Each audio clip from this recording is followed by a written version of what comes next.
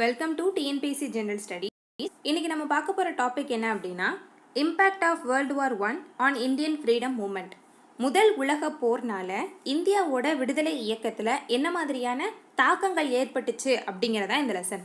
World war ஒன்னை பற்றியோ world history பற்றியோ நம்மளோட சிலபஸில் கிடையவே கிடையாது. அது ப்ரிலிம்ஸாக இருக்கட்டும் மெயின்ஸாக இருக்கட்டும். ஆனால் இந்த வேர்ல்டு வார் ஒன்னால் இந்தியாவில் சில மாற்றங்களும் இந்த வேர்ல்டு வார் ஒன்னை பேஸ் பண்ணி நிறைய நிகழ்வுகளும் நடந்திருக்கும்.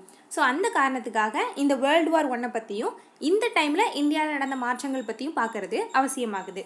இந்த வேர்ல்டு வார் ஒன் 1914 1918 வரைக்கும் நடந்திருக்கும். இந்த காலகட்டம் ரொம்ப ரொம்ப முக்கியமானது. அண்ட் இந்த 20th செஞ்சுரியோட பிகினிங்கில் உலகத்தில் இருக்கக்கூடிய பல நாடுகளில் பலவிதமான புரட்சிகள் நடந்திருக்கும். 1917 ரஷ்யாவில் என்ன நடந்திருக்கும் அப்படின்னு பார்த்தீங்கன்னா போல்ஷெவிக் ரெவல்யூஷன் அப்படின்னு ஒன்று நடந்திருக்கும். அவங்க என்ன பண்ணுவாங்க, அப்போ நடந்துட்டு இருக்கிற கவர்மெண்ட்டை நீக்கிட்டு புது ஒரு கவர்மெண்ட்டாக ஃபார்ம் பண்ணுவாங்க. சோஷியலிசம் அப்படிங்கிற கருத்துக்கள்லாம் இந்த காலகட்டத்தில் ஓங்கி இருக்கும். அண்ட் இந்த பர்டிகுலர் டைமில் இந்தியாலையும் முக்கியமான ஈவெண்ட்ஸ்லாம் நடக்கும். காந்தியடிகள் கூட இந்த பீரியடில் தான் என்ன செஞ்சுருப்பாங்கன்னா இந்தியாவுக்கு வந்திருப்பாங்க. ஹோம் ரூல் மூமெண்ட்டாக இருக்கட்டும், இந்த காலகட்டத்தை தொடர்ந்து வந்த ஒத்துழையாமை இயக்கமாக இருக்கட்டும், ரவுலட் சட்டம் எதிர்ப்பு போராட்டமாக இருக்கட்டும், எல்லாமே இந்த வேர்ல்டு வார் ஒன்னை பேஸ் பண்ணி வந்ததாக தான் இருக்கும். ஸோ இந்தியாவோட விடுதலை இயக்கத்தில் வேர்ல்டு வார் ஒன் அப்படிங்கிறது நேரடியான தாக்கங்களை ஏற்படுத்தலை அப்படின்னாலும் அதை காரணமாக வச்சு நிறைய விஷயங்கள் நடந்திருக்கும். ஸோ அதை பற்றி தான் இன்னைக்கு லெசன்லாம் பார்க்க போகிறோம். Several events that preceded the First World War had a bearing on Indian nationalist politics. அதாவது இந்த முதல் உலக போருக்கு முன்னாடி நடந்த நிறைய விஷயங்களும் இந்தியாவில் தாக்கத்தை ஏற்படுத்தியிருக்கு. 1914க்கு முன்னாடி உலகத்தோட நிறைய பகுதிகளில் இம்பார்ட்டண்டான ஈவெண்ட்ஸ் நடந்திருக்கும் இல்லையா, அந்த விஷயங்கள் கூட இந்தியாவில் இம்பேக்டை கிரியேட் பண்ணியிருக்கு அப்படின்னு சொல்கிறாங்க. என்னென்ன விஷயங்கள் அப்படின்னு பார்த்தீங்கன்னா 1905 ஜப்பான் என்ன பண்ணியிருப்பாங்க, ரஷ்யாவை டெஃபீட் பண்ணியிருப்பாங்க. 1908 டர்க்ஸாக இருக்கட்டும், 1911 சைனீஸாக இருக்கட்டும், அப்போ நடந்துட்டு இருக்கக்கூடிய கவர்மெண்ட்டை நீக்கிட்டு ஒரு புது கவர்மெண்ட்டை வந்து என்ன செய்கிறாங்க அப்படின்னா ஃபார்ம் பண்ணுறாங்க. இந்த மாதிரியான நிறைய விஷயங்களை பார்த்துட்டு இருக்கிற இந்தியன்ஸ் நம்மளாலேயே இந்த மாதிரியான ஒரு புரட்சியை செய்ய முடியாது, நம்மளை வேற ஒரு கண்ட்ரிலேருந்து வந்த சில யூரோப்பியன்ஸ் என்ன பண்ணுறாங்க, அடிமைப்படுத்திட்டு நம்ம நாட்டோட வளங்களை சுரண்டிட்டு இருக்கிறாங்க, இது தப்புன்னு நமக்கு தெரியுது. நேஷனலிசம் அப்படிங்கிற கான்செப்ட் வந்து இந்த டைமில் தான் பீக்குக்கு போக ஆரம்பிக்குது. நமக்குன்னு ஒரு தேசிய இயக்கங்கள் இருக்குது, தலைவர்கள்லாம் ஒவ்வொரு பக்கமும் உருவாயிட்டு இருக்கிறாங்க. ஸோ நம்மளால் ஏன் முடியாது அப்படிங்கிற கேள்விகளை இந்த மாதிரியான நிகழ்வுகள் தான் என்ன செய்யுது, ஏற்படுத்திகிட்டே வருது. இந்த ஜப்பான் வந்து ரஷ்யாவை டிஃபீட் பண்ணது ரொம்ப ரொம்ப இம்பார்ட்டண்டான இன்சிடெண்ட். ஏன் அப்படின்னா ஜப்பான் அப்படிங்கிறது ஒரு சின்ன நாடு, ஒரு சின்ன தீவு இல்லையா. இங்கே சவுத் ஈஸ்ட் ஏஷியாவோட கிழக்கு பகுதியில் பார்த்திங்க அப்படின்னா இந்த இடத்துல சின்னதாக இருக்கக்கூடிய ஒரு தீவு நாடு தான் என்னது ஜப்பான். பட் ரஷ்யா அப்படிங்கிறது ஏஷியாவோட கிட்டத்தட்ட ஒரு முக்கால்வாசி பகுதி வந்து ரஷ்யாவாக தான் இருக்கும். ஒரு பெரிய நாடு இல்லையா. இவ்வளோ பெரிய நாட்டை இந்த சின்ன தீவு நாடு எப்படி டெஃபீட் பண்ணுச்சு அப்படிங்கிறது ஒரு ஆச்சரியமான ஒரு உண்மை, சரியா. ஸோ இதை பார்த்துட்டு ஜப்பான் மாதிரியான ஒரு சின்ன நாடு ரஷ்யா மாதிரியான ஒரு பெரிய நாடை டெஃபீட் பண்ணும்போது இந்தியா மாதிரியான ஒரு பெரிய நாடு ஏன் இங்கிலாந்து மாதிரியான ஒரு நாடை டெஃபீட் பண்ண முடியாது அப்படிங்கிற மாதிரியான எண்ணங்கள் வந்துட்டுருக்கு.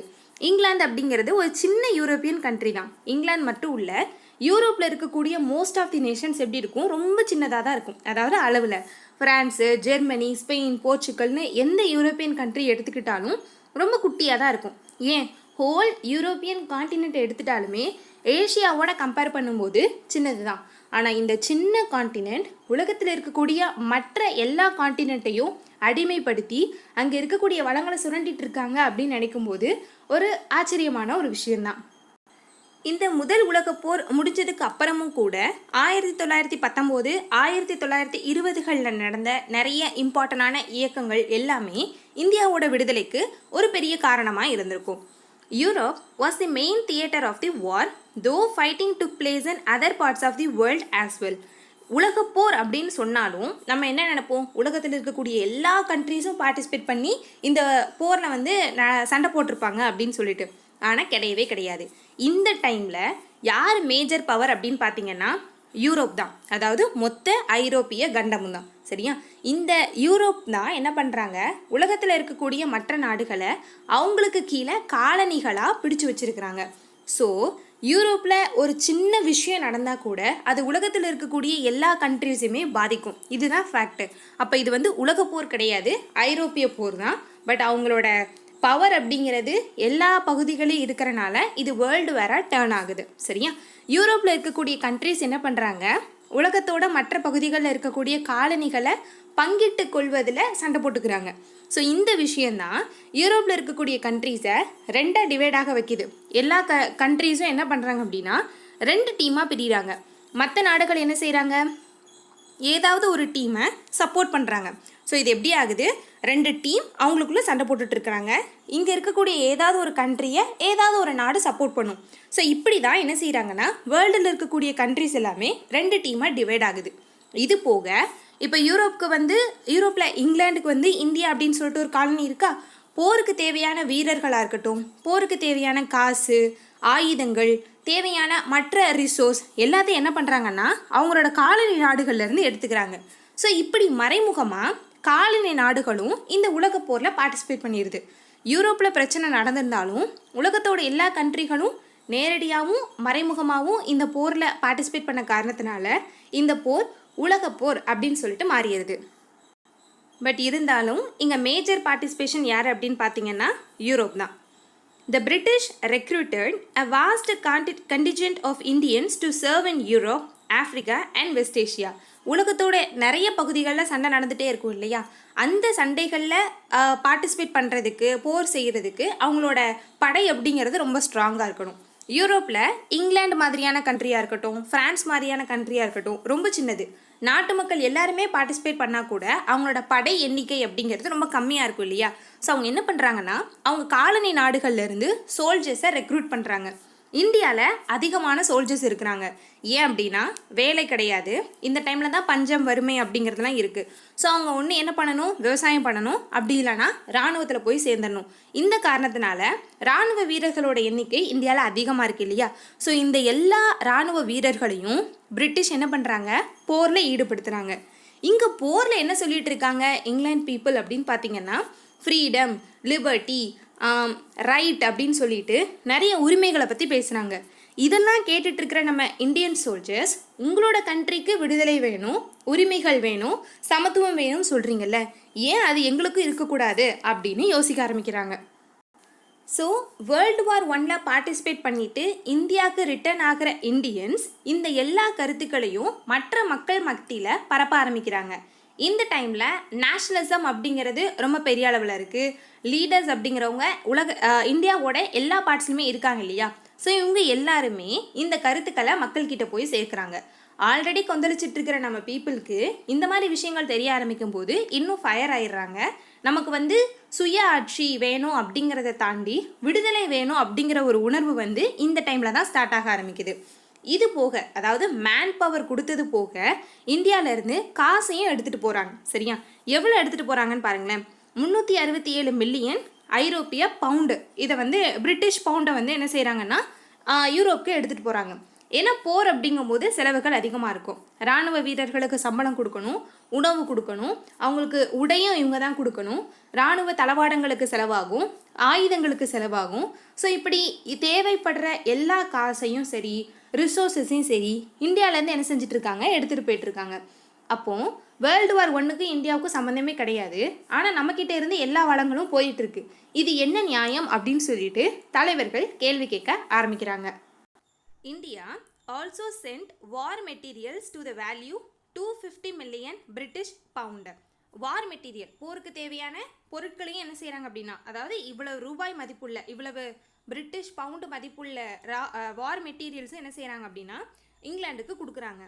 This cost என்னார்மஸ் economic distress triggering discontent among Indians. பொருளாதார ரீதியாக இது ஒரு பெரிய பிரச்சனையை ஏற்படுத்துது. இதனால் இந்தியர்களுக்கு மத்தியில் ஒரு குழப்பங்கள் தாண்டி கோபம் வர ஆரம்பிக்குது. பிரிட்டிஷ் ஏன் நம்மளை இப்படி சம்மந்தமே இல்லாத ஒரு போரில் நம்மளை ஈடுபடுத்தணும் அப்படின்னு சொல்லிட்டு. நீங்கள் இன்னொரு விஷயம் கவனிச்சிங்கன்னா உங்களுக்கு புரியும். இந்த 1911க்கு அப்புறம் தான் இந்தியாவில் இரும்பு உற்பத்தி அப்படிங்கிறது அதிகமாக ஆரம்பிக்கும். அண்ட் இந்த போரில் இரும்போட தேவை அதிகமாக இருக்கும் இல்லையா, நம்ம இதுக்கு முன்னாடி சொன்ன மாதிரி ஆயுதங்கள் தயாரிக்கிறதுக்கு. ஸோ இந்தியாவில் இருக்கக்கூடிய எல்லா இரும்பையும், அப்போ தான் இரும்பு ஆலைகள்லாம் முதல்ல ஸ்டார்ட் பண்ணுறாங்க. எல்லா இரும்பையும் ஆயுதங்களாக பயன்படுத்த ஆரம்பிச்சிடுறாங்க. இந்த போருக்கு அப்புறம், போர் முடிஞ்சதுக்கப்புறம் ஆயுதங்கள் தேவை கிடையாது, போர் வீரர்களுக்கு தேவையான சீருடை தேவை கிடையாது. சீருடைக்காக என்ன பண்ணுவாங்கன்னா பருத்தி உற்பத்தியை அதிகமாக இது பண்ணிட்டு இருப்பாங்க. ஸோ சடனாக 1918 அப்புறம் இரும்போட உற்பத்தியும் பருத்தியோட உற்பத்தியும் ஃபால் ஆக ஆரம்பிச்சிடும். அவங்களுக்கு தேவை இருந்துச்சு, அதனால் பருத்தியும் இரும்பும் அதிக அளவில் உற்பத்தி பண்ணி எக்ஸ்போர்ட் ஆகிட்டே இருந்துச்சு.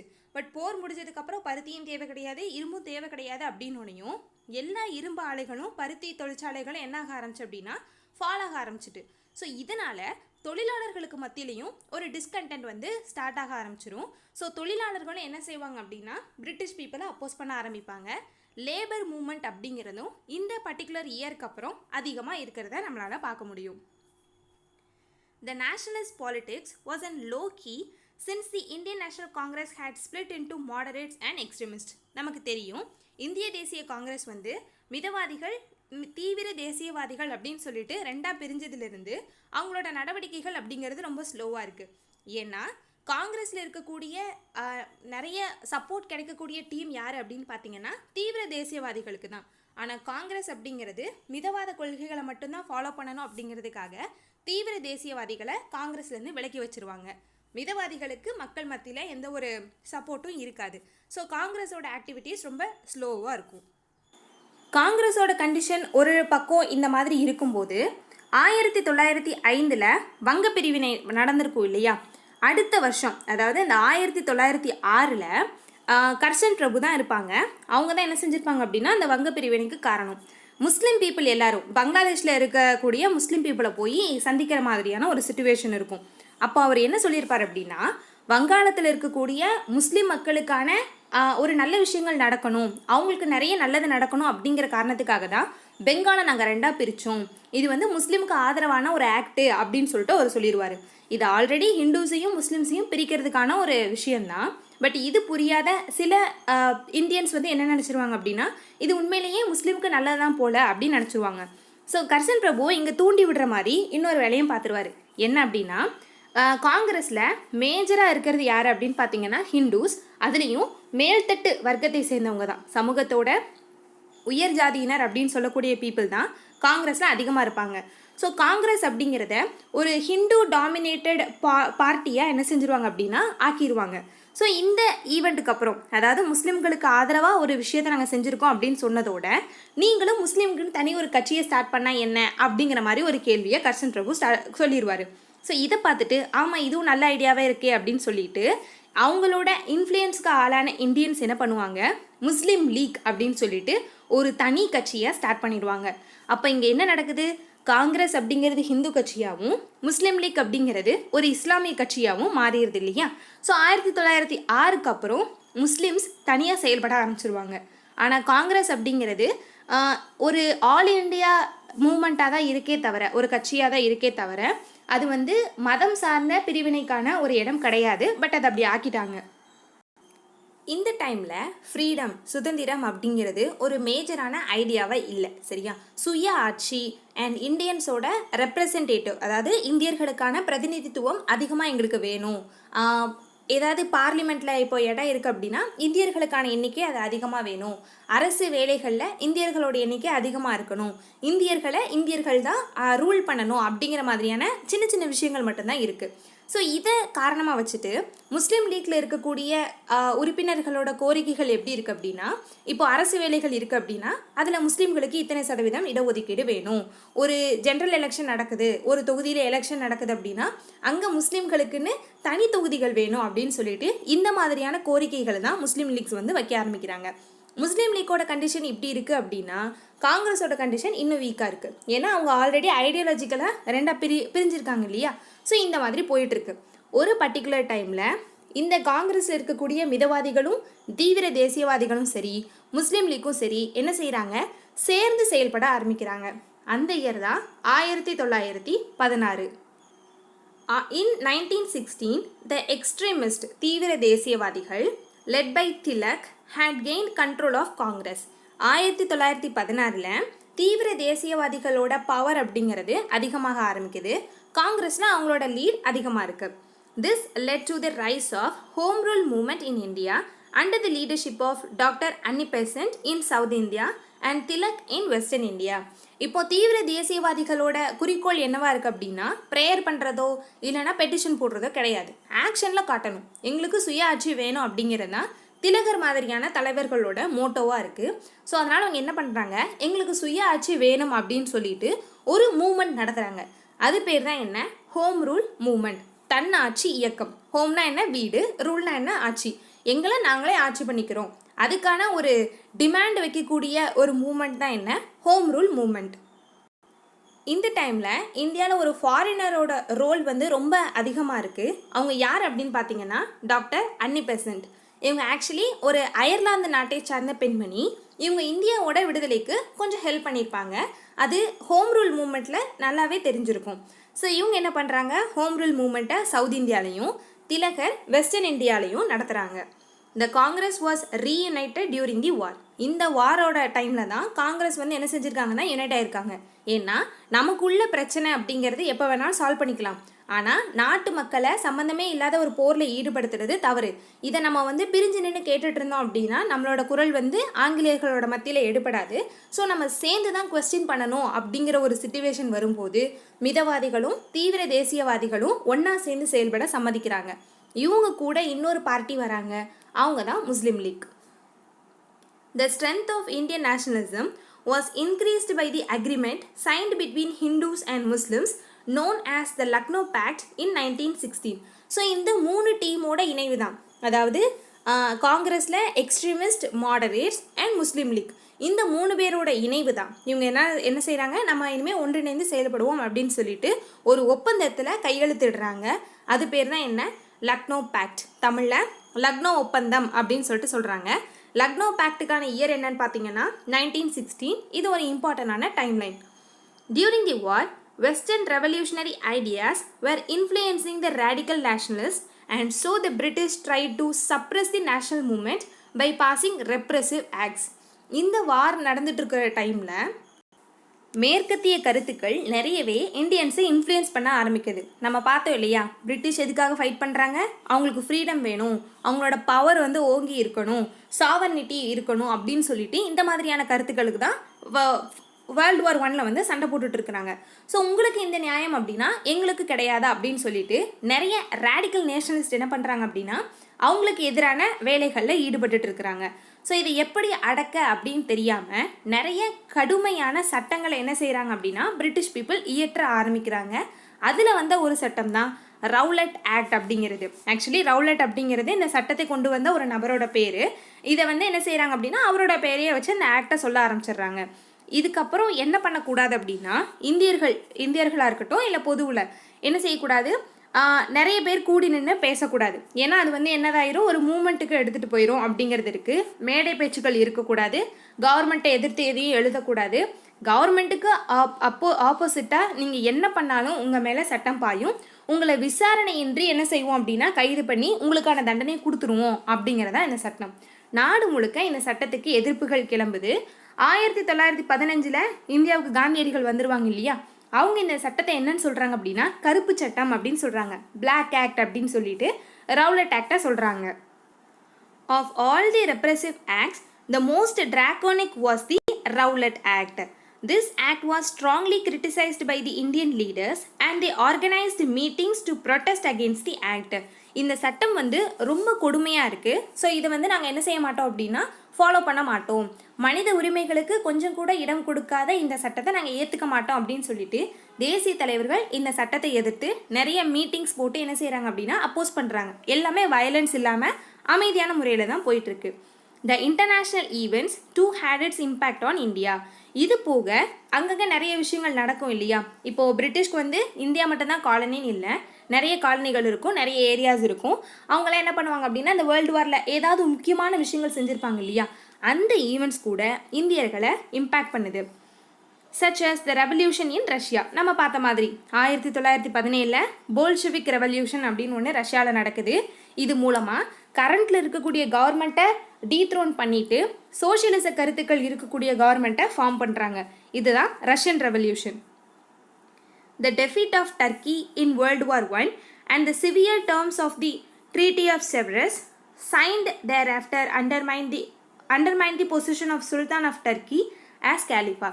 இப்போ என்ன பண்ணுறாங்க அப்படின்னா போரில் துருக்கி வந்து தோல்வியை தழுவுது. ட்ரீட்டி ஆஃப் செவரேஸ், முதல் உலக போர் வந்து இந்த உடன்படிக்கையின்படி தான் முடிவுக்கு வந்திருக்கும். சரியா, செவரேஸ் உடன்படிக்கை அப்படின்னு தமிழில் சொல்லுவாங்க. செவரேஸ் அப்படிங்கிறது ஒரு பிளேஸ், அங்கே வச்சு சைன் பண்ணியிருப்பாங்க. ஓகே, நாங்கள் இந்த டிமாண்டுக்கெலாம் ஒத்துக்கிறோம் அப்படின்னு சொல்லிட்டு தோல்வி அடைந்த நாடுகளாக இருக்கட்டும், வெற்றி அடைந்த நாடுகளாக இருக்கட்டும், ஒரு ஒப்பந்தத்தில் கையெழுத்து போட்டு அந்த போரை முடிவுக்கு கொண்டு வருவாங்க. ஸோ இந்த உடன்படிக்கையின்படி இந்த போர் முடிவுக்கு வருது அப்படின்னு சொல்லிட்டு சொல்லுவாங்க இல்லையா. ஸோ அப்படி முதல் உலக போர் முடிவுக்கு வந்தது இந்த செவரேஸ் உடன்படிக்கையின் படி தான். இதுபடி என்ன பண்ணுவாங்க அப்படின்னா, துருக்கி தோல்வி அடைஞ்சிட்டு இல்லையா, தோல்வி அடைஞ்சுன்னா என்ன அர்த்தம், வெற்றி பெற்றவங்க என்ன சொன்னாலும் கேட்கணும் அப்படிங்கிறதா. துருக்கியில் கேலிஃபா இருக்கிறாரு. கேலிஃபா யார், உலகத்தில் இருக்கக்கூடிய முஸ்லீம் இனத்துக்கு ஒரு ஹெட் மாதிரி. இவர் வந்து துருக்கியோட சுல்தான் தான். துருக்கியோட சுல்தான் தான் கேலிஃபாவாக இருப்பாங்க. கேலிஃபா பதவியை நீக்கிடுவாங்க. சரியா, கேலிஃபா அப்படிங்கிற போஸ்ட் இனிமேல் கிடையவே கிடையாது. துருக்கியில் சுல்தானே இருக்க மாட்டாங்க. ஏன்னா துருக்கி நாங்கள் சொல்கிறது தான் கேட்கணும் அப்படிங்கிற மாதிரி ஜெயிச்ச நாடுகள்லாம் சொல்ல ஆரம்பிச்சிடும். ஜெயிச்ச பார்ட்டி யார் அப்படின்னு பார்த்தீங்கன்னா இங்கிலாந்து அண்ட் அதை சார்ந்த அதோட சப்போர்ட்டாக இருக்கக்கூடிய கண்ட்ரி. ஸோ இப்போது இந்தியாவில் முஸ்லீம்ஸ் இருக்கிறாங்க. அப்போது கேலிஃபா அப்படிங்கிறது இந்தியாவில் இருக்கக்கூடிய முஸ்லீம்களுக்கு அவங்களோட மத உணர்வோடு சம்மந்தப்பட்ட ஒன்று இல்லையா. ஸோ இங்கே தான் என்ன பண்ணுறாங்க, இந்தியன்ஸ் எல்லாரும் சேர்ந்து இந்தியாவில் இருக்கக்கூடிய முஸ்லீம்க்கு சப்போர்ட் பண்ணுறாங்க. இல்லை முதல் உலக போரோட எண்டில் இங்கிலாந்து செஞ்சது தப்பு, கேலிஃபா பதவியை நீக்கினது தப்பு, அவங்களுக்கு அந்த பொசிஷனை கொடுக்கணும், மறுபடியும் கேலிஃபாவை என்ன செய்யணும் அப்படின்னா ரீஸ்டோர் பண்ணணும் அப்படின்னு சொல்லிட்டு இந்தியாவிலேருந்து குரல் வருது. ஸோ இப்படி தான் முதல் உலக போர் வந்து இந்தியாவில் நடக்கக்கூடிய மாற்றங்களுக்கு காரணமாக இருக்குது. கேலிஃபாவை மறுபடியும் பதவியில் அமர்த்தணும் அப்படின்னு சொல்லிட்டு இந்திய முஸ்லீம்கள் நடத்திய போராட்டம் தான் என்ன, கிலாஃபத் மூமெண்ட். இந்த கிலாஃபத் மூமெண்ட்டுக்கு காந்தியடிகளோட சப்போர்ட் ரொம்ப அதிகமாக இருக்கும். ஏன்னா அவர் இந்த மூமெண்ட்டை எப்படி பார்த்தார் அப்படின்னா, இந்து முஸ்லீம் ஒற்றுமைக்கு இது வந்து ஒரு பெரிய காரணமாக இருக்கும் அப்படின்னு சொல்லிட்டு நினச்சாங்க. ஸோ அவங்க என்ன பண்ணுறாங்க அப்படின்னா இந்த கிலாஃபத் மூமெண்ட்டுக்கு ரொம்ப பெரிய அளவில் சப்போர்ட் பண்ணுறாங்க. இந்த கிலாஃபத் மூமெண்ட்டோட ஒரு பகுதியாக தான் கேரளாவில் மாஃப்லா ரெபெலியன்லாம் நடந்திருக்கும். ஏன்னா மாப்ளா அப்படிங்கிறவங்க யார், அரேபியாவிலேருந்து வந்து இந்தியாவில் செட்டில் ஆன கேரளைட்ஸ் இல்லையா.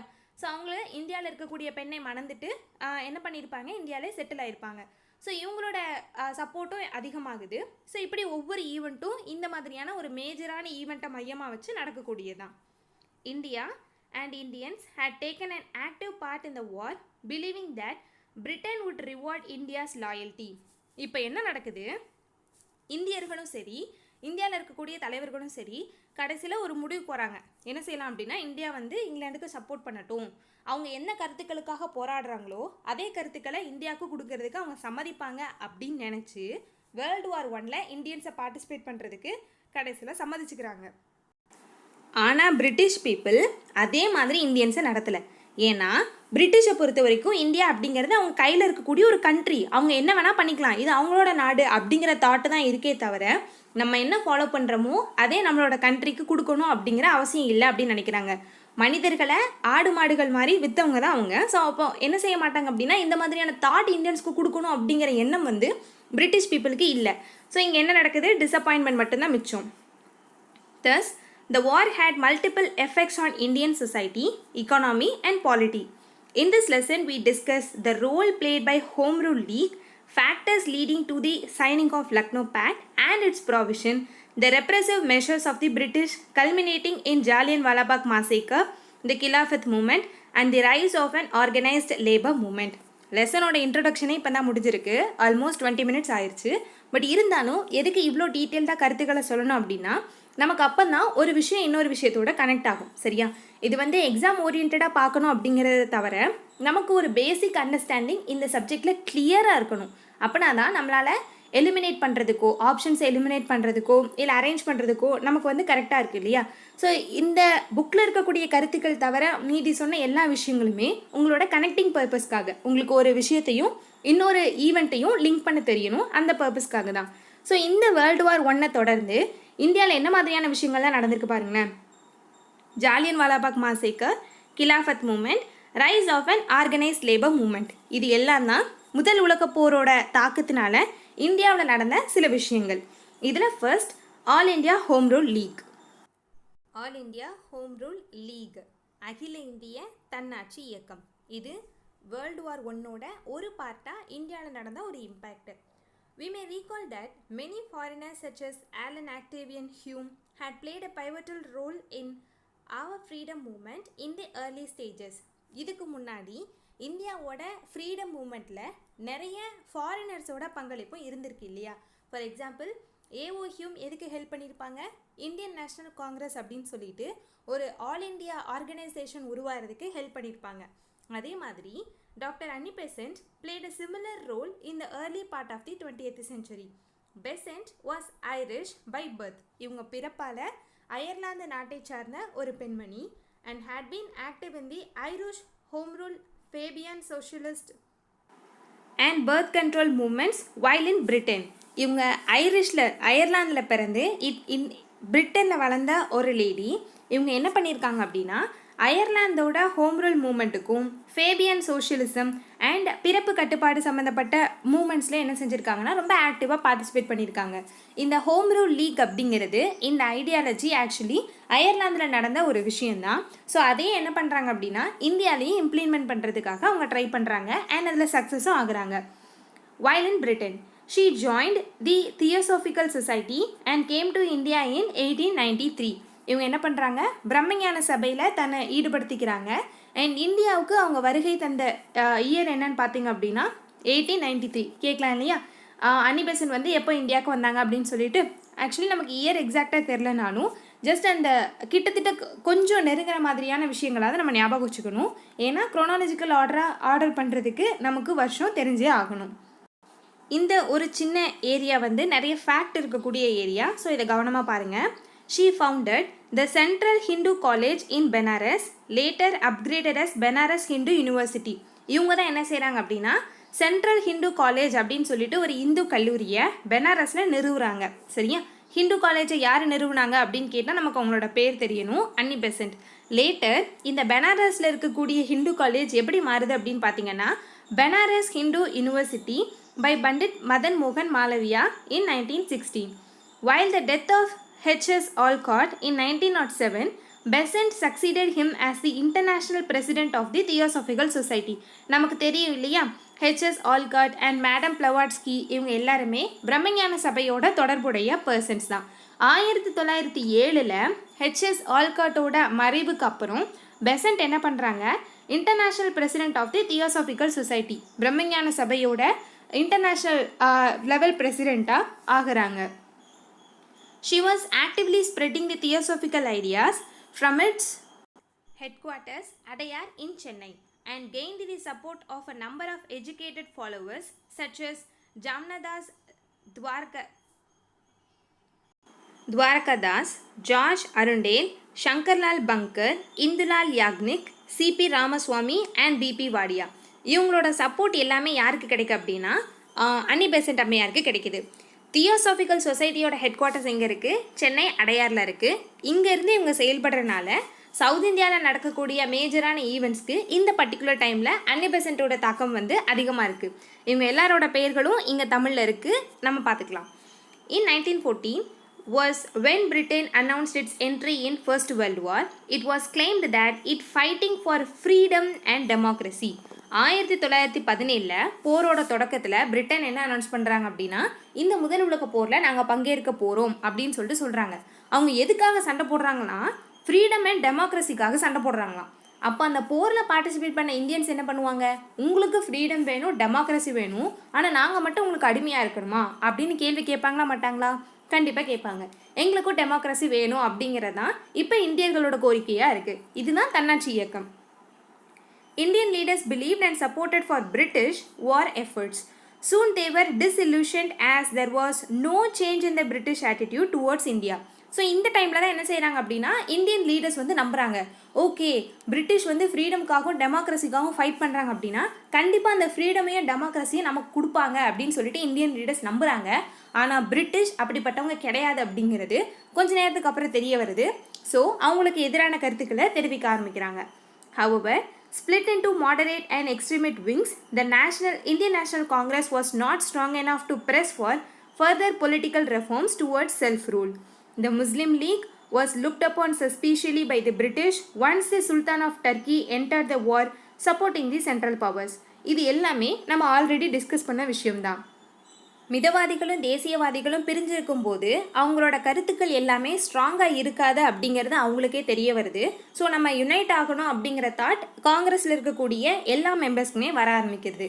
அண்ட் இந்த டைமில் டர்க்கியில் இருக்கக்கூடிய கேலிஃபாவை டிஸ்பொசிஷன் பண்ணனால இந்தியாவில் இருக்கக்கூடிய முஸ்லீம்கள் வந்து பிரிட்டிஷ் மேலே கோவமாக இருக்காங்க இல்லையா. ஸோ முஸ்லீம் லீக் மேலே பிரிட்டிஷ்க்கு சந்தேகம் வருது. ஆக்சுவலி முஸ்லீம்க்கு இந்த மாதிரி ஒரு சப்போர்ட்டை கொடுத்து அவங்கள நம்ம கைக்குள்ளே வச்சுட்டோம் அப்படின்னா ஹிந்துஸும் முஸ்லீம்ஸும் சண்டை போட்டுட்டு இருப்பாங்க, நமக்கு எந்த பிரச்சனையும் இல்லை அப்படின்னு சொல்லிட்டு பிரிட்டிஷ் ஐடியா பண்ணாங்க. ஆனால் இங்கே கேலிஃபாவை பதவியிலேருந்து நீக்கிறனால முஸ்லீம் லீக் என்ன பண்ணுறாங்க, பிரிட்டிஷை எதிர்க்கிறாங்க. ஸோ இப்போ முஸ்லீம்ஸ் என்ன செய்ய ஆரம்பிச்சிட்டாங்க, பிரிட்டிஷ்க்கு எதிராக திரும்ப ஆரம்பிச்சிட்டாங்க. It was in the backdrop that Besant entered into Indian politics. She started a weekly, The Commonweal. இது ஒரு இம்பார்ட்டண்டான ஃபேக்ட். கேட்பாங்க, காமன்வீல் அப்படிங்கிற ஒரு பத்திரிகையை யார் நடத்தினா அப்படின்னு. எப்போவுமே ஒரு நியூஸ் பேப்பர் இல்லைனா ஒரு வீக்லியோட பேர் கொடுத்து அது யார் நடத்தினா அப்படின்னு ஒரு கேள்வியாக கேட்கலாம். இல்லைனா அது எந்த மொழியில் வந்துச்சு அப்படின்னு கேட்கலாம். இல்லைனா அது எந்த ஸ்டேட்டில் வெளிவந்த பத்திரிகை அப்படின்னு கேட்கலாம். ஸோ இது எல்லாத்தையுமே நம்ம பார்த்து வச்சுக்கணும். இது யார் ஸ்டார்ட் பண்ணுறாங்க, அன்னி பெசன்ட். அந்த வீக்லியோட பேர் என்ன, தி காமன்வீல். எந்த இயர், 1914. இந்த பத்திரிகையில் அன்னி பெசன்ட் அம்மையார் எதை பற்றிலாம் பேசுகிறாங்க அப்படின்னு பார்த்தீங்கன்னா, religious liberty, national education, social and political reforms. She published book. இவங்க இன்னொரு புக்கும் பப்ளிஷ் பண்ணியிருக்காங்க. அந்த புத்தகத்தோட பேர் என்னன்னு பார்த்தீங்கன்னா, how India fraud for freedom in 1915. India அதோட விடுதலைக்காக எப்படிலாம் ஃபைட் பண்ணுச்சு அப்படின்னு சொல்லக்கூடிய இந்த புத்தகத்தை அன்னி பெசன்ட் வந்து என்ன பண்ணுறாங்க, 1915 ரிலீஸ் பண்ணுறாங்க. ஸோ ஒரு ஒர்க்கு இருக்குது அப்படின்னா அந்த ஒர்க்கோட பேரும் தெரியணும், அந்த ஒர்க்கை யார் எழுதுனாங்க அப்படிங்கிறது தெரியணும், அந்த ஒர்க் எந்த இயரில் வெளிவந்திருக்கு அப்படின்னு கொடுத்துருந்தாங்கன்னா கண்டிப்பாக அந்த விஷயமும் தெரிஞ்சிருக்கணும். In this book, she asserted that the beginnings of national consciousness are deeply embedded in its ancient past. அதாவது தேசியத்துக்கான எல்லா நினைவுகளும் சரி, அதுக்கான கான்ஷியஸ்னும் சரி எங்கே இருக்குது அப்படின்னா நம்மளோட பாஸ்டில் இருக்குது. அதாவது இது நம்ம பார்த்தோம் இல்லையா, வேதங்களை நோக்கிச்சல், இந்த மாதிரி பின்னாடி நம்மளோட ஏன்ஷியன்ட் பாஸ்டோட க்ளோரியை வந்து இந்த சைடு என்ன செய்கிறாங்க அப்படின்னா எடுத்து சொல்கிறாங்க. நம்ம எப்படிப்பட்டவங்க தெரியுமா, எந்த மாதிரிலாம் இருந்திருக்கோம் தெரியுமா, நம்ம ஏன் இப்படி இருக்கணும், நம்மக்கிட்ட இன்னும் அந்த பவர் இருக்குது அப்படின்னு சொல்லிட்டு நம்மளோட பாஸ்ட்டை நமக்கு ஞாபகப்படுத்தி இந்தியாவை என்ன செய்கிறாங்க அப்படின்னா ஃப்ரீடம் மூமெண்ட்டுக்கு எடுத்துகிட்டு போகிறாங்க. ஸோ இந்த காரணத்துக்காக தான் நம்ம என்ன செய்யக்கூடாது, எப்போவுமே நம்மளோட வரலாறை மறக்கவே கூடாது. She gave the call, the moment of England's difficulty is the moment of India's opportunity. அவங்க என்ன சொல்கிறாங்க, இங்கிலாந்தோட கடினமான இந்த தருணம் தான் இந்தியாவுக்கு வாய்ப்பு தரக்கூடிய ஒரு தருணம். அதாவது இங்கிலாந்து வந்து இப்போ போரில் வந்து ஈடுபட்டு இருக்கு. ஸோ சிக்கல் இருக்கக்கூடிய ஒரு டைம் பார்த்தீங்களா. ஸோ இப்போ என்ன செய்கிறாங்க, இதுதான் இந்தியாவுக்கு ஒரு நல்ல ஆப்பர்ச்சுனிட்டி. இந்த டைமில் நம்ம ஏதாவது கேட்டோம் அப்படின்னா கண்டிப்பாக நமக்கு கிடைக்கும், ஈவன் நமக்கு ஃப்ரீடம் கூட கிடைக்கும் அப்படிங்கிற மாதிரியான தாட்டை அன்னி பெசன்ட் பீப்புள் கிட்டே எடுத்துகிட்டு போகிறாங்க. ஆனால் இந்த இடத்துல காந்தியடிகள் என்ன சொல்லுவார் அப்படின்னா, இல்லை எதிரிக்கும் நன்மையை செய் அப்படின்னு சொல்கிற மாதிரியான ஒரு பர்சன் தான் யார், காந்தியடிகள். அதனால தான் நம்ம அவங்களை என்னென்னு சொல்கிறோம் அப்படின்னா மகாத்மா அப்படின்னு சொல்கிறோம். இங்கிலாந்து இப்போ இருக்கிறது ரொம்ப ரொம்ப டஃப்பான ஒரு சிச்சுவேஷன். ஸோ அதுக்கு நம்ம ஹெல்ப் பண்ணணும் அப்படிங்கிற மாதிரியான கருத்து தான் காந்தியடிகள் வந்து சொல்லியிருப்பாங்க. இந்த பர்டிகுலர் டைமில் காந்தியடிகளோட ரோல் ரொம்ப பெருசாக இருக்காது. ஏன் அப்படின்னா அவங்க இப்போ தான் இந்தியாவுக்கு வந்திருப்பாங்க. இந்தியாவில் இருக்கிறவங்களுக்கு காந்தியடிகளை பற்றி ஓரளவுக்கு தெரியும். பட் அவரோட பவர் என்ன அப்படிங்கிறது லேட்டராக வரக்கூடிய இயக்கங்கள் மூலமாக தான் தெரிஞ்சிருக்கும். ஆனால் பிரிட்டிஷ்க்கு நம்ம சப்போர்ட் பண்ணணும் அப்படிங்கிற ஒரு விஷயத்த அவர் World War II அப்போ சொல்லியிருப்பாங்க. சரியா, பிரிட்டிஷ் வந்து இப்போ இக்கட்டான சூழ்நிலையில் இருக்காங்க, இந்த டைமில் அவங்க பழி வாங்கணும் அப்படின்னு நினைக்கிறது தவறான ஒரு செயல் அப்படின்னு சொல்லிட்டு World War II அப்போ காந்தியடிகள் சொல்லியிருப்பாங்க. இங்கே அன்னி பெசன்ட் என்ன சொல்கிறாங்கன்னா, and wanted Indian leaders to press for reforms. நிறைய மாற்றங்கள் கொண்டு வரதுக்கான நேரம் இதுதான், நீங்கள் இதை கேளுங்க அப்படின்னு சொல்லிட்டு இந்திய தலைவர்களை தூண்டி விடுறாங்க. She toured England and made many speeches in the cause of India's freedom. இங்கிலாந்துக்கு போய் ஒரு சுற்றுப்பயணம் மேற்கொண்டு இங்கிலாந்தில் இருக்கக்கூடிய பிரிட்டிஷ் அஃபீஷியல்ஸ் எப்படிலாம் இந்தியர்களை வந்து கொடுமைப்படுத்துகிறாங்க, அடிமைப்படுத்துகிறாங்க, அவங்களோட வளங்களை சுரண்டுறாங்க அப்படின்னு சொல்லிட்டு இங்கிலாண்டில் இருக்கக்கூடிய மக்களுக்கு தெரியப்படுத்துகிறாங்க. She also try to form an Indian party in the parliament but was unsuccessful. ஒரு இந்திய அளவிலான பார்ட்டியை பார்லிமெண்ட்டில் கொண்டு வரணும் அப்படின்னு சொல்லிட்டு அவங்க ட்ரை பண்ணுறாங்க. பட் அது முடியல. Her visit however aroused sympathy for India. இங்கிலாந்தில் போயிட்டு இந்தியாவோட சிச்சுவேஷன்லாம் சொல்லும்போது இங்கிலாந்து மக்களுக்கு என்ன செய்யுது அப்படின்னா ஒரு இரக்கம் அப்படிங்கிறது வருது. அவங்க இந்தியாவுக்காக சிம்பத்தி வந்து கிரியேட் பண்ணுறாங்க. On her return she started a daily newspaper New India on July 14, 1915. இந்தியாவுக்கு வந்ததுக்கப்புறம் ஒரு டெய்லி நியூஸ் பேப்பர் ஸ்டார்ட் பண்ணுறாங்க. அது பேர் தான் என்ன, நியூ இந்தியா. காமன்வெல்த் அப்படிங்கிறது வீக்லி, நியூ இந்தியா அப்படிங்கிறது டெய்லி. காமன்வெல்த், நியூ இந்தியா, இந்த ரெண்டுமே யாருக்கு எழுதுனாங்க அப்படின்னா அன்னி பெசன்ட் தான். She revealed her concept of self-rule in a speech at Bombay. Self-rule அப்படிங்கிற இந்த கான்செப்டை பம்பாயில் நடக்கக்கூடிய ஒரு ஸ்பீச்சில் தான் சொல்கிறாங்க. I mean by self-government that the country shall have a government by councils elected by the people and responsible to the house. இங்கே அவங்க செல்ஃப் கவர்மெண்ட் அப்படிங்கிறது என்ன சொல்கிறாங்க அப்படின்னா, ஒரு மக்களால் தேர்ந்தெடுக்கப்பட்ட, அந்த நாட்டு மக்களால் தேர்ந்தெடுக்கப்பட்ட பிரதிநிதிகள் மக்களுக்கு தேவையான விஷயங்களை செய்யணும், ஒரு கவர்மெண்ட் ஃபார்ம் பண்ணி அதை செய்யணும். அண்ட் இந்த பிரதிநிதிகள் எல்லாருமே தேர்ந்தெடுக்கப்பட்ட இந்த அவைக்கு மொத்தமாக பொறுப்புடையவங்க அப்படின்னு சொல்லிட்டு சொல்கிறாங்க. She organized public meetings and conferences to spread the idea and demanded that India be granted self-government on the lines of the white colonies after the war. நம்ம இந்த போராட்டங்கள்லாம் பண்ணோம் அப்படின்னா வாரோட முடிவில் நமக்கு கண்டிப்பாக செல்ஃப் கவர்மெண்ட் கிடைக்கும், அதாவது நம்மளே ஆட்சி செய்கிறதுக்கான ஒரு வாய்ப்பு கிடைக்கும் அப்படின்னு சொல்லிட்டு சொல்கிறாங்க. On September 28, 1915, Besant made a formal declaration that she would start with Home Rule League movement for India. எப்போ ஸ்டார்ட் பண்ணுறாங்க அப்படின்னா சொல்கிறாங்க, சரியா, நான் வந்து இந்த மாதிரி ஒரு ஹோம் ரூல் மூமெண்ட்டை வந்து நடத்த போகிறேன் அப்படின்னு சொல்லிட்டு டிக்ளேர் பண்ணுறாங்க. அந்த டிக்ளேர் பண்ண டேட் தான் செப்டம்பர் 28, 1915. எதோட உதவியால் ஸ்டார்ட் பண்ணுவேன் அப்படின்னு சொல்கிறாங்கன்னா, objectives on the lines of the Irish home rule league. அயர்லாந்தில் எப்படி ஹோம் ரூல் லீக் நடந்துச்சோ அதை பேஸ் பண்ணியே அந்த அப்ஜெக்டிவ்ஸை மையமாக வச்சு இந்தியாவில் ஒரு ஹோம் ரூல் லீகை வந்து நான் நடத்த போகிறேன் அப்படின்னு சொல்லிட்டு சொல்கிறாங்க. The moderates did not like the idea of establishing another separate organization. மிதவாதிகளுக்கு வந்து இது பிடிக்கல, இது என்ன தனியாக இன்னொரு இயக்கம் ஸ்டார்ட் பண்ணுற மாதிரி இருக்குது அப்படின்னு சொல்லிட்டு நினைக்கிறாங்க. She too realized that the sanction of the Congress party was necessary for her movement to be successful. அவங்களுக்கும் என்ன தோணுது அப்படின்னா, இந்த மாதிரி ஒரு பெரிய மூவ்மெண்ட்டை நடத்தணும்னா கண்டிப்பாக காங்கிரஸோட ஒத்துழைப்பு நமக்கு வேணும் அப்படின்னு நினைக்கிறாங்க. ஏன்னா இந்த டைமில் காங்கிரஸ் தான் ஒரு ஆல் இண்டியா நேஷ்னல் பார்ட்டியாக இருக்குது. ஸோ இந்த ஆர்கனைசேஷனோட சப்போர்ட் இல்லாமல் நம்மளால் ஒரு விஷயத்தை செய்ய முடியாது அப்படின்னு நினைக்கிறாங்க. ஏன்னா அன்னி பெசன்ட் வந்து இந்தியன் கிடையாது, ஒரு ஐரிஷ் பீப்புள், வெளியிலேருந்து உள்ளே வந்தவங்க தான் இல்லையா.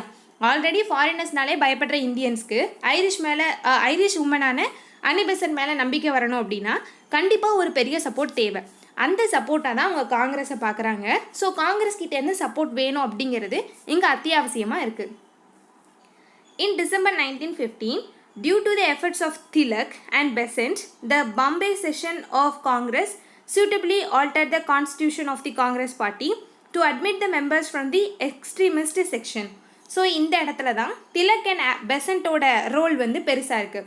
இவங்க ரெண்டு பேரும் என்ன செய்கிறாங்க, பாம்பே செஷனில் போயிட்டு, அதாவது காங்கிரஸ் வந்து வருஷத்துக்கு ஒரு தடவை கூடுவாங்க இல்லையா, ஸோ அப்படி பாம்பேயில் ஒரு செஷன் நடந்துட்டு இருக்கும்போது திலகரும் பெசண்ட்டும் பேசி தான் காங்கிரஸில் வந்து சில மாற்றங்களை கொண்டு வரலாம் அப்படின்னு சொல்கிறாங்க. மிதவாத கருத்துக்கள் மட்டுமே இருக்கக்கூடிய காங்கிரஸில் தீவிர தேசியவாத கருத்துக்களும் இருக்கட்டும் அப்படின்னு சொல்லிட்டு எக்ஸ்ட்ரீமிஸ்ட்டை என்ன பண்ணிக்கிறாங்க, காங்கிரஸோடு சேர்த்துக்கிறாங்க. In this session, she insisted on the Congress taking up the Home Rule League program before September 1916, failing which she would organize the Home Rule League on her own. So இந்த இடத்துல காங்கிரஸோட சப்போர்ட் இவங்களுக்கு இப்போ கிடைக்க ஆரம்பிக்குது. யார் மூலமாக அப்படின்னா திலகர் மூலமாக. திலகர் ஒரு தீவிர தேசியவாதி கொள்கை இருக்கக்கூடியவங்க. ஸோ இவங்க காங்கிரஸை சேர்ந்தவங்க இல்லையா. திலகர் பெசண்ட்டுக்கு சப்போர்ட் பண்ணுறாங்க. இந்த மீட்டிங்கில் பெசண்ட் என்ன சொல்கிறாங்க அப்படின்னா, செப்டம்பர் 1916 முன்னாடி காங்கிரஸ் ஹோம் ரூல் லீகை ஸ்டார்ட் பண்ணலை அப்படின்னா நான் என்னோட சொந்த முயற்சியின் மூலமாக ஹோம் ரூல் லீகை ஸ்டார்ட் பண்ணிடுவேன், எனக்கு காங்கிரஸோட சப்போர்ட் இல்லைனாலும் பரவாயில்ல அப்படின்னு சொல்கிறாங்க. In 1916, 2 home rule movements were launched in the country. 1916 இந்தியாவில் 2 ஹோம் ரூல் லீக் வந்து நடக்குது. மூமெண்ட் ஒன்று தான், நடந்த இடங்கள் 2, நடத்திய தலைவர்கள் 2. சரியா. ஸோ எங்கெல்லாம் நடக்குது அப்படின்னு பார்த்தீங்கன்னா திலகரோட தலைமையிலையும் பெசண்ட்டோட தலைமையிலையும் நடக்குது. திலகர் வெஸ்டர்ன் இந்தியாலையும் பெசண்ட் சவுத் இந்தியாலையும் நடத்தியிருப்பாங்க. The twin objectives of the Home Rule League were establishment of home rule for India in British Empire and arousing in the Indian masses a sense of pride for the motherland. இந்த home rule லீகோட 2 முக்கியமான கொள்கைகள் என்ன அப்படின்னு பார்த்தீங்கன்னா, இந்தியாவில் தன்னாட்சியை உருவாக்குறது, home rule league for India. இன்னொன்று, Indian masses a sense of pride for the motherland. Indian என்ன பண்ணணும் அப்படின்னா அவங்களோட தாய் நாட்டுக்காக பெருமையாக ஃபீல் பண்ணணும், நம்மளோட ஏன்ஷியன் க்ளோரியை வந்து நினைவுபடுத்தி நம்ம எப்பேற்பட்டவங்க அப்படிங்கிறத நமக்கு ஞாபகப்படுத்துறது. ஸோ இந்த 2 அப்ஜெக்டிவை மையமாக வச்சு தான் ஹோம் ரூல் லீக் அப்படிங்கிறது இந்தியாவில் ஸ்டார்ட் ஆகுது. ஃபர்ஸ்ட் திலகர் ஸ்டார்ட் பண்ண ஹோம் ரூல் லீக் இது எங்கே ஸ்டார்ட் ஆகுது அப்படின்னு பார்த்தீங்கன்னா வெஸ்ட் இந்தியாவில். நமக்கு தெரியும் திலகர் மகாராஷ்டிரா, இப்போ இருக்கக்கூடிய மகாராஷ்டிரா அன்றைய பாம்பே பிரசிடென்சியை சேர்ந்த ஒரு தலைவர் அப்படின்னு சொல்லிட்டு. Tilak home rule league was set up at the Bombay Provincial Conference held at Belagaum in April 1916. Its league was to work in Maharashtra, including Bombay City, Karnataka, the central provinces and Berar. Tilak's league was organized into 6 branches and Annie Besant's league was given the rest of India. So இங்கே western India கிட்டத்தட்ட இப்போ மகாராஷ்டிரா அப்படிங்கிறது இங்கே இருக்கக்கூடிய ஒரு சின்ன state இல்லையா. அப்போ இருக்கக்கூடிய பாம்பே பிரசிடென்சி அப்படின்னு பார்த்தீங்கன்னா ரொம்ப பெருசு. அங்கே கர்நாடகாவோட சில பகுதிகள் இருக்குது, சென்ட்ரல் ப்ராவின்சஸ் இப்போ இருக்கக்கூடிய யூபி அப்படின்னு சொல்கிறோம் இல்லையா, அதில் இருக்கக்கூடிய சில பகுதிகள் இருக்குது, பெரார், இது எல்லாம் உள்ளடக்கிய பாம்பே ப்ராவின்ஸில் என்ன பண்ணுறாங்க, ஹோம் ரூல் லீக்கை திலகர் ஸ்டார்ட் பண்ணுறாங்க. எப்போ? ஏப்ரல் 1916. ஹோம் ரூல் லீகோட ஐடியா அன்னி பெசன்ட்டோடது. ஃபர்ஸ்ட்டு ஸ்டார்ட் பண்ணுறது யார் அப்படின்னு பார்த்தீங்கன்னா திலகர். ஏன் அப்படின்னா செப்டம்பர் 1916க்கு முன்னாடி காங்கிரஸ் ஹோம் ரூல் லீகை ஸ்டார்ட் பண்ணலன்னா நான் சொந்தமாக ஸ்டார்ட் பண்ணிடுவேன் அப்படின்னு அன்னி பெசன்ட் சொல்லியிருக்காங்க. ஸோ அதுக்கு முன்னாடியே காங்கிரஸோட சார்பாக திலகர் என்ன செய்கிறாங்க, தன்னாட்சி இயக்கத்தை வெஸ்டர்ன் இந்தியாவில் ஸ்டார்ட் பண்ணிடுறாரு. திலகரோட லீக் 6 பிரான்ச்சஸாக இருக்குது, 6 கிளைகளாக இருக்குது. ஏன்னா ஒரு பெரிய மாகாணத்தில் அவர் மட்டும் தனியாக நடத்துறது வாய்ப்பு இல்லை இல்லையா. ஸோ ஒவ்வொரு 6 பகுதிகளை மையமாக வச்சு என்ன செய்யுது, ஹோம் ரூல் லீக் அப்படிங்கிறது நடந்துகிட்ருக்கு. இந்தியாவோட மீதி பகுதிகளில் யார் இன்சார்ஜாக இருக்கா அப்படின்னு பார்த்தீங்கன்னா அன்னி பெசன்ட். குறிப்பாக சவுத் இந்தியாவில் மெட்ராஸ் பிரசிடென்சியில் ஹோம் ரூல் லீகை தலைமை ஏற்று நடத்தியது அன்னி பெசன்ட் அம்மையார். திலகர் popularised the demand for home rule through his lectures. பேச்சு மூலமாகவே என்ன செய்கிறாங்க அப்படின்னா நமக்கு ஏன் தன்னாட்சி வேணும் அப்படிங்கிறத சொல்கிறாங்க. இப்போ தான் அவங்க என்ன செய்கிறாங்க, சுயராஜ்யம் எனது பிறப்புரிமை, அதை அடைந்தே தீருவேன் அப்படிங்கிற மாதிரியான கோஷங்கள்லாம் எழுப்புறாங்க. The popularity of his league was confined to Maharashtra and Karnataka but claimed a membership of 14,000 in April 1917 and 32,000 by early 1918. என்னதான் மகாராஷ்டிரா அண்ட் கர்நாடகா பகுதியில் மட்டும் இது நடந்திருந்தாலும் 14,000 பேர் பங்கேற்ற இந்த ஹோம் ரூல் லீக்ல 1918ஓட தொடக்கத்தில் 32,000 பேர் இருக்கிறாங்க. On 25th July 1916, on his 60th birthday, Tilakar was arrested for propagating the idea of home rule.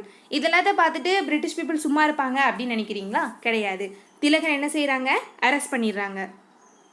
திலகரோட கைதுக்கு அப்புறம் வெஸ்டர்ன் இந்தியாவில் செயல்பட்டு இருந்த இந்த ஹோம் ரூல் லீக் என்ன செய்யும் அப்படின்னா கொஞ்சம் கொஞ்சமாக அதோட வலு இழக்க ஆரம்பிக்கும். ஓகேயா, ஒரு கரிஸ்மேட்டிக் லீடரை மையமாக வச்சு தான் எந்த ஒரு விஷயமே நடக்க ஆரம்பிக்கும். திலகர் அப்படிங்கிறவங்க தான் ஹோம் ரூல் லீகோட இங்கே சென்டர் ஃபிகராக இருக்கிறாங்க. இவங்களையே கைது பண்ணிட்டாங்க அப்படிங்கும்போது தலைமை இல்லாமல் அந்த போராட்டம், அந்த இயக்கம் அப்படிங்கிறது கொஞ்சம் கொஞ்சமாக வலு இழக்க ஆரம்பிக்கும். ஹோம் ரூல் தன்னாட்சி அப்படிங்கிறது ஆக்சுவலாக இங்கே என்ன அப்படின்னு பார்த்தீங்கன்னா it refers to a self government, சுய ஆட்சி granted by a central or regional government to its dependent political units on condition that their people should remain politically loyal to it. அதாவது ஒரு சென்டரை பேஸ் பண்ணியோ இல்லை ஒரு ரீஜனை பேஸ் பண்ணியோ ஒரு கவர்மெண்ட் ஃபார்ம் ஆகுது அப்படின்னா அது முழுக்க முழுக்க அங்கே இருக்கக்கூடிய மக்களோட சப்போர்ட்டால் உருவாகக்கூடிய ஒரு ஆட்சியாக இருக்கணும். This was a common feature in the ancient Roman Empire and the modern British Empire. In Ireland, the Home Rule movement gathered force in the 1880s and a system of Home Rule was established by the Government of Ireland Act 1920. In 6 counties of Northern Ireland and later by the Anglo-Irish Treaty in the remaining 26 counties in the south. கவுண்டீஸ் அப்படிங்கிறது என்ன அப்படின்னா ஒரு சின்ன village மாதிரியான ஒரு area அப்படின்னு வச்சுக்கோங்களேன். So அந்த பகுதிகளில் சுயாட்சியை கொண்டு வரதான் பிளான். இந்த சுயாட்சி அப்படிங்கிறது புதுசாக எமர்ஜான ஒரு கான்செப்ட் கிடையாது. ஏன்ஷியன்ட் ரோமன் எம்பையர்லேயே இருந்திருக்கு, மாடர்ன் பிரிட்டிஷ் எம்பையர்லேயே இருந்திருக்கு. மக்களை அவங்களே ஆட்சி பண்ணுறதா என்னது இந்த சுயாட்சி அப்படிங்கிறது. வெளியிலேருந்து எந்த விதமான ஃபோர்ஸ் இல்லாமல், ஒரு ஃபாரினருக்கு கீழே இல்லாமல் நம்மளே ஆட்சி செய்கிறதா என்னது தன்னாட்சி. இந்த தன்னாட்சி ஹோம் ரூல் லீக் அப்படிங்கிறது அயர்லாந்தில் உருவான ஒரு கான்செப்ட். எப்போ உருவாகுது அப்படின்னு பார்த்தீங்கன்னா 1880s. ஏன்னா இவங்களும் பிரிட்டனுக்கு கீழே தான் இருந்திருக்காங்க. இந்த ஹோம் ரூல் லீக் அப்படிங்கிறது ஒரு ஆக்டாக ஆகுது. எப்போ அப்படின்னு பார்த்தீங்கன்னா 1920. சரி, அயர்லாந்துக்கு நாங்கள் தன்னாட்சி அதிகாரம் கொடுக்குறோம் அப்படின்னு சொல்லியிருப்பாங்க இல்லையா, அதை சட்டப்பூர்வமாக்குறாங்க. அதான் என்னது, கவர்மெண்ட் ஆஃப் அயர்லாண்ட் ஆக்ட் 1920. முதல்ல 6 கவுண்டிஸ்க்கு மட்டும்தான் கொடுக்குறாங்க. சரியா, எங்கே அப்படின்னா நார்தர்ன் அயர்லாந்தில் கொடுக்குறாங்க. தென் சவுத்தில் இருக்கக்கூடிய ரிமைனிங் கவுண்டிஸ்க்கு கொடுக்குறாங்க. ஸோ இது என்ன அப்படின்னு பார்த்தீங்கன்னா ஒரு ஆங்கிலோ ஐரிஷ் ட்ரீட்டி. இதை அயர்லாந்தில் சக்ஸஸ்ஃபுல்லாக இருந்தனால அதையே பேஸ் பண்ணி இந்தியாவிலே நடத்தணும் அப்படிங்கிறது அன்னி பெசன்ட் அம்மையாரோட ஒரு ஐடியா. இப்போது பெசன்ட்டோட ஹோம் ரூல் லீக். பெசன்ட் எந்த இடத்துல ஹோம் ரூல் லீக் நடத்துகிறாங்க அப்படின்னு பார்த்தீங்கன்னா வெஸ்டர்ன் இந்தியா போக மீதி இருக்கக்கூடிய ஆல் இந்தியா அண்ட் அவங்களோட இன்டென்ஸ் பார்ட்டிசிபேஷன் அப்படிங்கிறது சவுத் இந்தியாவில் நடக்குது. Finding no signs from the Congress, Besant herself inaugurated Home Rule League at Madras in September 1916. Its branches were established at Kanpur, Allahabad, Benares, Mathura, Calicut and Ahmednagar. இப்போ என்ன நடக்குது, அங்கே மகாராஷ்டிராவில் என்ன செய்ய ஆரம்பிச்சிட்டாங்க அப்படின்னா ஹோம் ரூல் லீக் நடத்த ஆரம்பிச்சிட்டாங்க. பட் மெட்ராஸில் யாரும் எந்த ஆக்ஷனும் எடுத்த மாதிரி தெரியல. ஸோ இவங்க என்ன பண்ணுறாங்க, அவங்க சொன்ன மாதிரியே நானே எடுத்து நடத்துகிறேன் அப்படின்னு சொல்லிட்டு மெட்ராஸில் செப்டம்பர் 1916 ஹோம் ரூல் லீக்கை ஸ்டார்ட் பண்ணுறாங்க.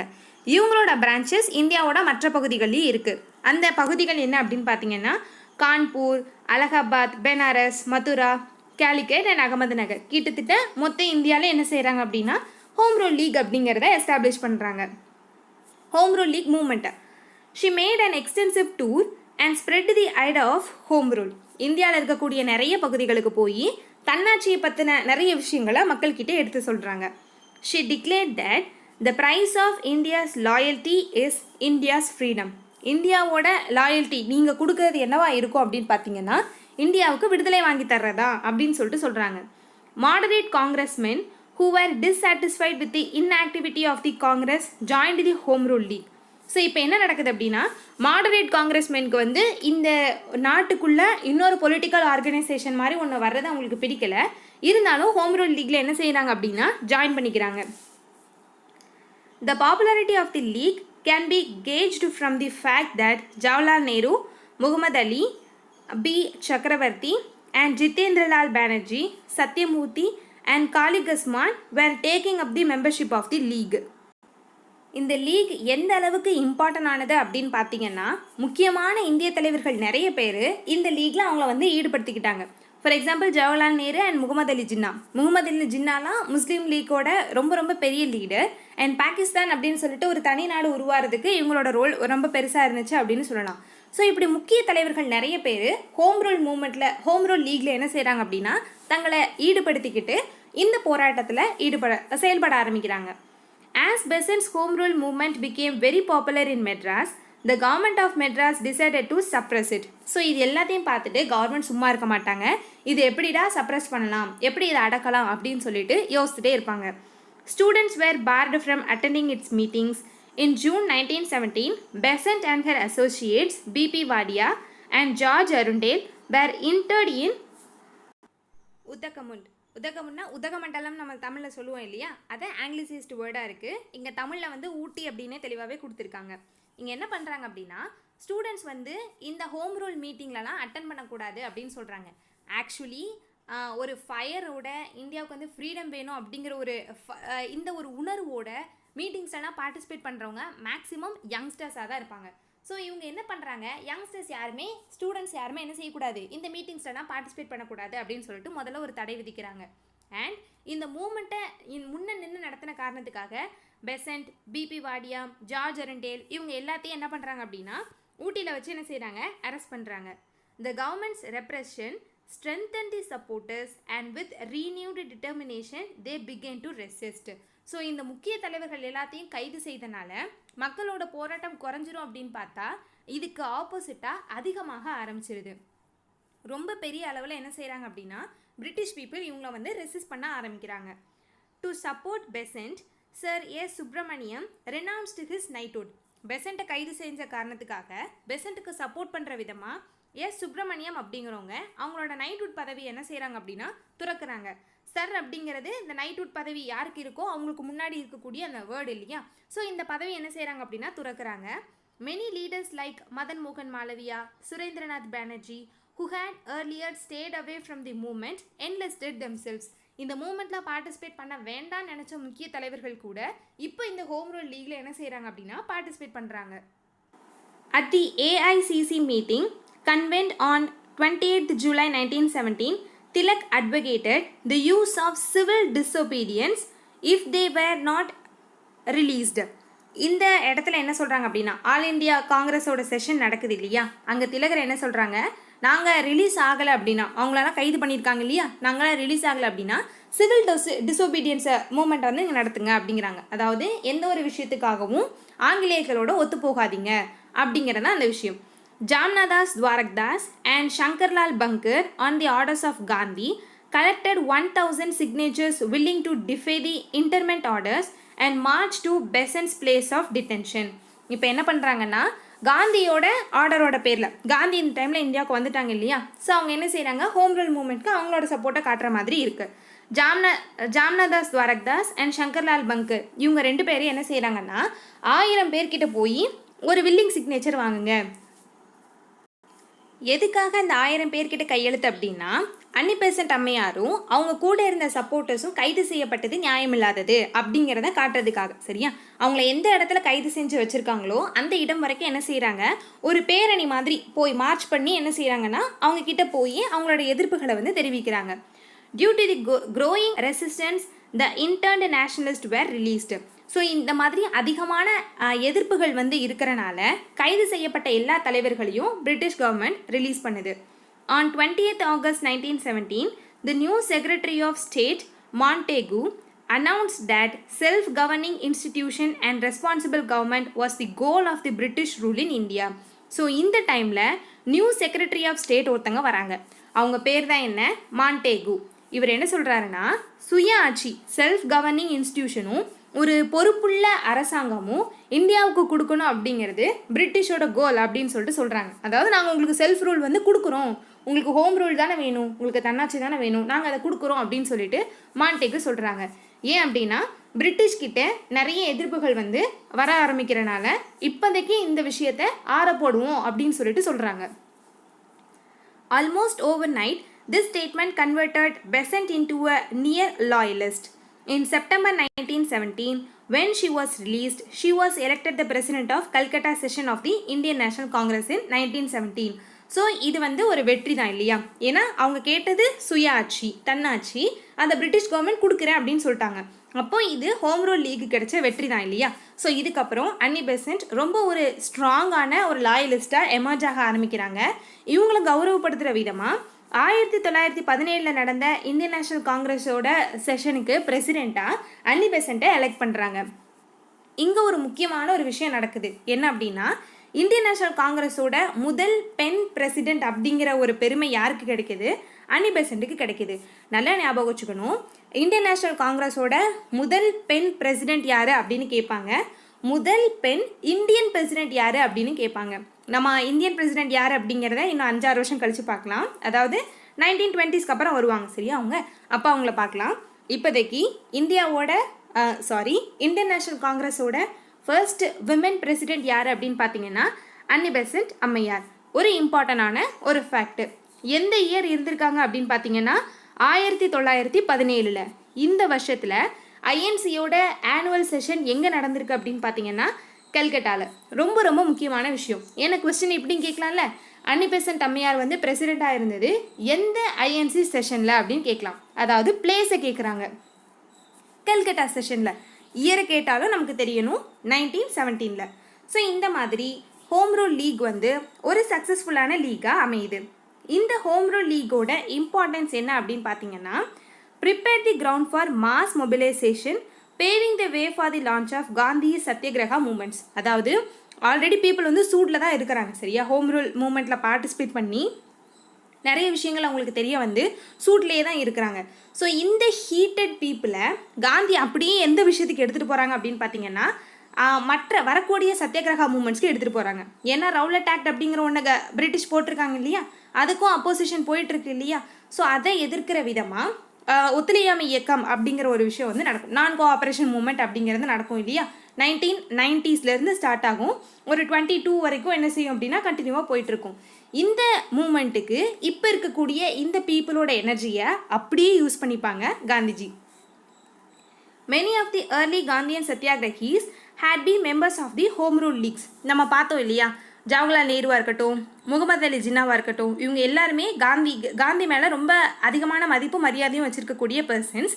இவங்க எல்லாருமே காந்தி கிட்ட வரதுக்கு முன்னாடி ஹோம் ரூல் லீக்ல வந்து அவங்கள ஈடுபடுத்தியிருக்காங்க. They use the organizational networks created by the leagues to spread the Gandhian method of agitation. Home Rule League was the first Indian political movement to cut across sectarian lines and have members from the Congress, League, Theosophists and Labourites. இந்த home rule league தான் இந்தியாவிலேயே first எல்லா விதமான சமூகத்து மக்களையும் இணைச்சிக்கிட்டு நடந்த ஒரு league. யாரெல்லாம் இதில் பார்ட்டிசிபேட் பண்ணியிருக்காங்க அப்படின்னு பார்த்தீங்கன்னா, காங்கிரஸ் பீப்புளும் இருக்கிறாங்க, முஸ்லீம் லீக்கும் இருக்கிறாங்க, தியோசாபிக்கல் சொசைட்டியை சேர்ந்த பீப்புளும் இருக்கிறாங்க, தொழிலாளர் சங்கத்தை சேர்ந்த பீப்புளும் இருக்கிறாங்க. சரியா? ஸோ இப்படி எந்த விதமான பீப்புளையும் விட்டுறாமல் எல்லாரையும் சேர்ந்து பார்ட்டிசிபேட் பண்ண வச்ச ஒரு ஃபஸ்ட்டு பொலிட்டிக்கல் மூமெண்ட் அப்படின்னு சொல்லிட்டு நம்ம அந்த ஹோம் ரூல் மூமெண்ட்டை சொல்லலாம். நம்ம ஆரம்பத்துலேருந்தே சொல்லிட்டு இருக்க விஷயம் இதுதான். ஒரு நேஷ்னல் லெவலில் ஒரு மாஸ் மூமெண்ட் நடத்தணும் அப்படின்னா கண்டிப்பாக சமூகத்தில் எல்லா தரப்பட்ட மக்களோட பார்ட்டிசிபேஷனும் அதில் இருக்கணும் அப்படின்னு நம்ம பார்த்துட்டே இருக்கோம் இல்லையா. அந்த விஷயத்த எங்கள் ஹோம் ரூல் லீக் வந்து செஞ்சுருக்கு. இந்த ஹோம் ரூல் லீக் சக்ஸஸ்ஃபுல் அப்படிங்கிறனால பீப்புளும் என்ன செய்வாங்க அப்படின்னா அதே உற்சாகத்தோடு இருப்பாங்க இல்லையா. ஸோ அப்படியே காந்திஜி என்ன செய்கிறாங்க, அவங்கள இன்னொரு நேஷ்னல் லெவல் மூமெண்ட்டுக்கு கொண்டு போகிறாங்க. ஸோ இந்த விஷயத்தில் ஹோம் ரூல் லீக்கோட பங்களிப்பு அப்படிங்கிறது ரொம்ப முக்கியமான ஒன்று. Decline of home rule movement. இதுக்கப்புறம் என்னாச்சு, நாங்கள் வந்து உங்களுக்கு தன்னாட்சி கொடுக்குறோம் அப்படின்னு சொல்லிட்டு மாண்டேகு சொல்லியிருக்காங்க. இதுக்கப்புறம் ஹோம் ரூல் லீக் என்னாச்சு அப்படின்னு பார்க்கலாம். Home Rule movement declined after Besant accepted the proposed Montagu-Chelmsford reforms and Tilak went to Britain in September 1918 to pursue the libel case that he had filed against Valentine Cyril, the author of Indian Unrest. இந்தியாவில் home rule லீகை ரொம்ப பெரிய அளவில் எடுத்து நடத்தினது 2 பேர் தான். ஒன்று திலகர், இன்னொன்று அன்னி Besant அம்மையார். அன்னி பெசன்ட் என்ன பண்ணுவாங்க அப்படின்னா ஆங்கிலேயர்கள் சொன்ன வார்த்தையை நம்புவாங்க. நாங்கள் வந்து என்ன செய்யணும், உங்களுக்கு தன்னாட்சி கொடுக்குறோம் அப்படின்னு சொல்கிறாங்க இல்லையா. ஸோ இப்போது மாண்டேகு அண்ட் செம்ஸ்ஃபோர்ட் அப்படின்னு இன்னொரு பர்சன் வராங்க. இவங்க 2 பேரும் சேர்ந்து என்ன செய்கிறாங்க அப்படின்னா இந்தியாவுக்கான இந்த அரசாங்கத்தில் மாற்றங்கள் கொண்டு வரதுக்கான ஒரு ரெஃபார்மை கொண்டு வராங்க. ஸோ இது பேர் தான் என்ன, மாண்டேகு செம்ஸ்ஃபோர்ட் ரெஃபார்ம்ஸ். இந்த ரிஃபார்ம்ஸ் வந்து அன்னி பெசண்ட்டை சாட்டிஸ்ஃபைட் பண்ணிடும். ஓகே, நம்ம வந்து தன்னாட்சி கேட்டோம், பிரிட்டிஷ் கொடுக்குறாங்க அப்படின்னோனையும் அன்னி பெசன்ட் சைலண்டாக ஆரம்பிச்சிருவாங்க. திலகருக்கு என்ன ஆயிரும் அப்படின்னு பார்த்தீங்கன்னா, வேலண்டைன் சிரோல் அப்படிங்கிற ஒரு ரைட்டர் இந்தியன் அண்ட்ரஸ்ட் அப்படின்னு சொல்லிட்டு ஒரு புக் எழுதியிருப்பாங்க. இதை என்ன சொல்லியிருப்பாங்கன்னா, இந்தியாவில் நடக்கக்கூடிய நிறைய போராட்டங்களுக்கு காரணமே திலகர் தான் அப்படின்னு சொல்கிற மாதிரி எழுதி வச்சுருப்பாங்க. அதாவது திலகரை தீவிர தேசியவாதத்தை நெகட்டிவாக எழுதி வச்சுருப்பாங்க. ஸோ இது வந்து திலகருக்கு கோபம் வந்துடும். பிரிட்டனுக்கு போய் இவர் மேலே ஒரு கேஸ் போட்டுருவாங்க. ஸோ இந்த கேஸை நடத்துறதுக்காக திலகர் பிரிட்டன் போகிற காரணத்தினால 2 முக்கியமான தலைவர்களோட பங்களிப்பும் இங்கே ஆப்சண்ட் ஆயிடுது. ஸோ இந்த தலைவர்களோட பங்களிப்பு இல்லாமல், அவங்களோட ப்ரெசன்ஸ் இல்லாமல் ஹோம் ரூல் லீக் படிப்படியாக ஃபேடாக ஆரம்பிச்சிடும். அண்ட் இந்த டைமில் காந்தியடிகள் எமர்ஜ் ஆக ஆரம்பிச்சிருவாங்க. ஸோ அவங்களோட பவர் மேலே போக போக அவங்க நடத்திட்டு போகிற மூமெண்ட்ஸ் தான் பெருசாக இருக்குமே தவிர ஹோம் ரூல் லீக் அப்படிங்கிறது கொஞ்சம் கொஞ்சமாக மறைஞ்சு இல்லாமே போயிடும். The Indian Home Rule League was renamed the Commonwealth of India League and used to lobby British MPs in support of self-government for India within the empire or dominion status along the lines of Canada and Australia. அதாவது இந்த home rule லீகோட பேரை வந்து மாற்றுறாங்க. என்னன்னு மாற்றுறாங்க அப்படின்னா Commonwealth of India league அப்படின்னு சொல்லிட்டு மாற்றுறாங்க. எதுக்காக இப்படி பேர் மாற்றுறாங்க அப்படின்னு பார்த்தீங்கன்னா, பிரிட்டிஷ் எம்பிஸ் கிட்ட போய் சப்போர்ட் வாங்குறதுக்காக. ஏன்னா பிரிட்டிஷ் பார்லிமெண்ட் என்ன டெசிஷன் எடுக்குதோ அதுதான் அவங்களோட காலனிகளில் வந்து அமல்படுத்தப்படும் இல்லையா. ஸோ பிரிட்டிஷ் பார்லிமெண்ட்டில் இருக்கக்கூடிய எம்பிஸோட சப்போர்ட்டை வாங்குறதுக்காக ஹோம் ரூல் லீகோட பேரை காமன்வெல்த் ஆஃப் இந்தியா லீக் அப்படின்னு சொல்லிட்டு பேர் மாற்றுறாங்க. இவங்களோட டிமாண்ட் என்னவா இருக்குது அப்படின்னா, இந்தியாவுக்கு டொமினியன் ஸ்டேட்டஸ் வேணும் அப்படின்னு கேட்குறாங்க. இது என்ன புது வேர்டாக இருக்குது, டொமினியன் ஸ்டேட்டஸ் அப்படின்னா ஹெட்டு பிரிட்டிஷ் நீங்களாக இருந்துக்கோங்க, பிரிட்டிஷோட கிங்கோ குயினோ யாரோ நீங்கள் என்ன பண்ணிக்கோங்க, இந்தியாவோட ஹெட்டாக இருந்துக்கோங்க. ஆனால் இந்தியன்ஸை ரூல் பண்ணுறது இந்தியன்ஸாக இருக்கணும், உங்களோட ஆட்சிக்கு உட்பட்ட பகுதியில் நாங்கள் ஆட்சி செய்கிறோம் அப்படிங்கிறதா என்னது டொமினியன் ஸ்டேட்டஸ். இதுக்கு முன்னாடி இந்த டொமினியன் ஸ்டேட்டஸை யாருக்காவது கொடுத்துருக்காங்களா அப்படின்னு கேட்டிங்கன்னா கொடுத்துருக்காங்க. யாருக்கு? கனடாக்கும் ஆஸ்திரேலியாவுக்கும். அப்போ என்ன அர்த்தம்? கனடாவும் ஆஸ்திரேலியாவும் பிரிட்டிஷோட காலனிகள் அப்படிங்கிறது நமக்கு இதுலேருந்து தெரிய வருது. ஸோ இந்த டொமினியன் ஸ்டேட்டஸை இந்தியாவுக்கு கொடுங்க அப்படிங்கிறதுக்காக தான் என்ன செஞ்சுருக்காங்க, ஹோம் ரூல் லீகோட பெயர் மாற்றம் வந்திருக்கு. ஏன்னா பிரிட்டிஷ் நாங்கள் சொன்ன மாதிரி தன்னாட்சி இயக்கம் உங்களுக்கு கொடுக்குறோம் அப்படின்னு சொல்லியிருப்பாங்க இல்லையா, அதை செஞ்சுருக்க மாட்டாங்க. ஸோ பிரிட்டிஷ் எம்பிஸோட சப்போர்ட்காக இந்த மாதிரி பெயர் மாற்றி அவங்களோட டிமாண்டை பிரிட்டிஷ் பார்லிமெண்ட்லேயே வைக்கிறாங்க. It was transformed by V.K. Krishna Menon into the India league in 1929. இதுக்கப்புறமும் இது பெயர் மாற்றம் அடையுது. என்னவாகுது அப்படின்னு பார்த்தீங்கன்னா இந்தியா லீக் அப்படின்னு சொல்லிட்டு மாறுது. எந்த இயர்? 1929. யார் மூலமாக? V.K. கிருஷ்ணமேனன். ஸோ இப்படி ஹோம் ரூல் லீகோட டிரான்ஸ்ஃபர்மேஷன் அப்படிங்கிறது இப்படி படிப்படியாக போயிட்டுருக்கு. இன்னமும் பிரிட்டிஷ் நமக்கு என்ன தரல அப்படின்னா தன்னாட்சி, செல்ஃப் கவர்மெண்ட் அப்படிங்கிற ஒரு விஷயத்தை கொடுக்கவே இல்லை. ஸோ இது home rule league world war 1ஓட இம்பேக்ட்னால இந்தியாவில் நடந்த ஒரு பொலிட்டிக்கல் சேஞ்ச். மீதி என்னென்ன விஷயங்கள் நடந்தது அப்படிங்கிறத வரக்கூடிய கிளாஸஸில் பார்க்கலாம். தேங்க்யூ.